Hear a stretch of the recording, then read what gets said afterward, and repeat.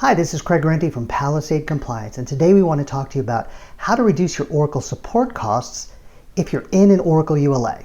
Now, most companies think that they are locked into a specific support with Oracle, but that's just not the case.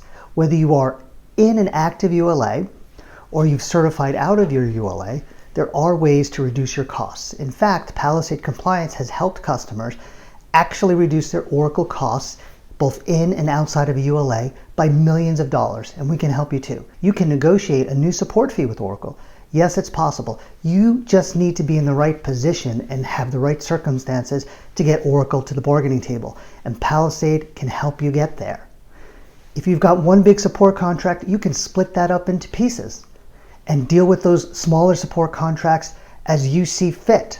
And again, you need to be in the right position with Oracle to get that contract split up, and Palisade can help you do that. You can move off of Oracle support onto third-party support and just reduce your costs in half right there. Palisade has helped customers make that transition. There's actually 13 separate ways that we've found that we can help customers reduce their Oracle support. It is totally possible. So we're having a webinar next week, August 13th, 11 a.m. East Coast time.